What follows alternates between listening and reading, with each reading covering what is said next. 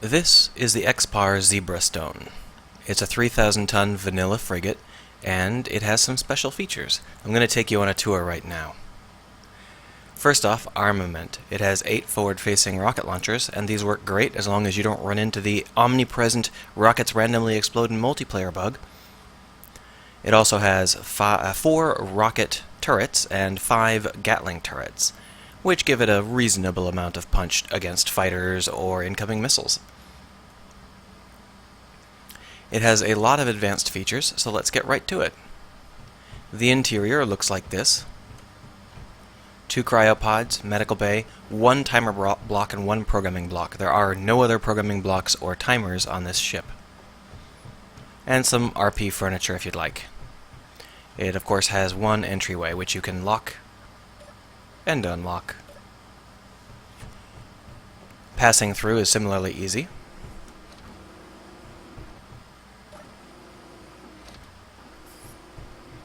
There you go. You can, however, open both doors manually. You can hear that alarm fires if you accidentally vent the interior space. Here you can see we have some kind of menu, and if we look over at it, you can see one of our options is to seal bulkheads. So let's go ahead, enter into observer mode, and see what that does.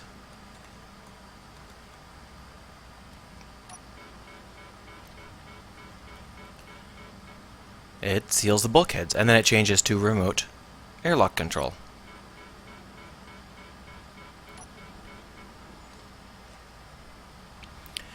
The third option is to charge or discharge batteries. This ship is set up to have all of its objects be triggers, and that includes the reactor. So this reactor, there it is. So this large reactor, if it goes down, all of the batteries will turn on automatically. And there is actually a battery that's on all the time just to make sure that if the reactor goes down, there is some power left. But you can also manually turn the batteries to charge or discharge in case you want to control, that little extra power boost or whatever you need.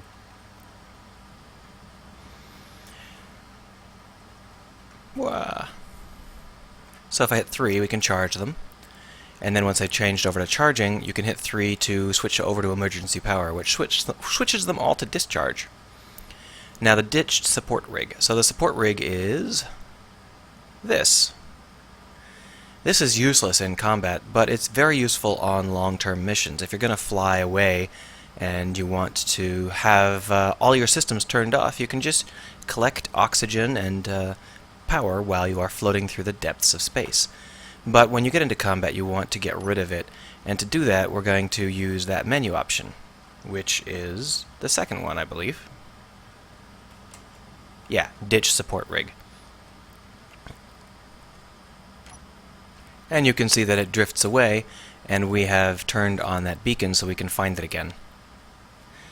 If we were to look at our menu, you can see that it's changed to say reboot connectors, and now it doesn't say anything.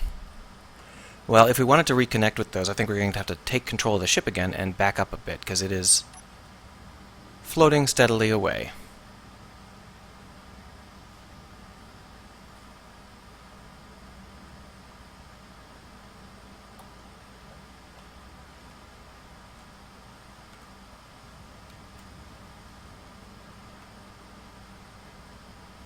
Clunk, splunk, shunk, and there.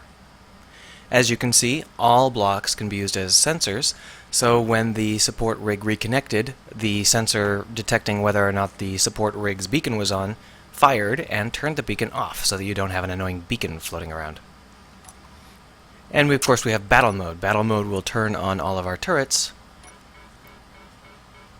and also turn on a beacon that says enemy combatant, which makes it a handy little tool if you are planning to do multiplayer skirmishes.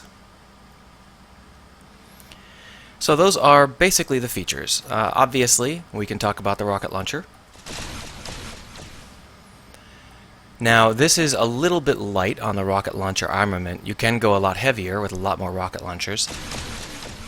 But it is solid enough for most cases, and for a 3,000-ton ship, it's not too bad. However, it's definitely not as good as some of the others, and the reason for that is because at the time I was really working around the multiplayer bug where the rocket launchers just randomly explode. We haven't actually solved it yet. I think that maybe that'll have to be a patch that they release, maybe tomorrow, who knows.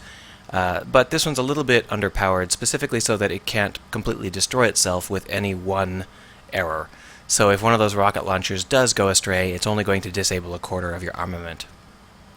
It's worth noting that these turrets are very, very deeply set into armor. This is heavy armor, and it is quite good at defending them, especially against missile hits.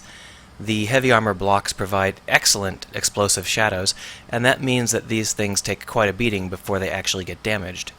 To keep them from shooting into the armor, Mimir imposes a minimum limit, and they're not allowed to fire when they are aiming below that limit. That is not true of the turret above. He can shoot anywhere he wants. He's our missile defense turret. The ship itself is reasonably fast, slightly slower with the attachment on the back since it does weigh a couple thousand kilograms.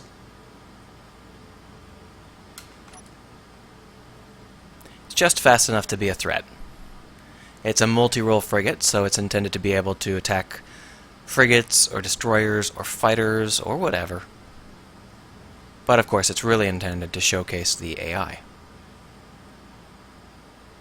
The Mimir AI will be available, but I have to put together some real tutorial videos. This ship showcases all of Mimir's major features, so you can feel free to download it early and use this script if you'd like. Objective complete.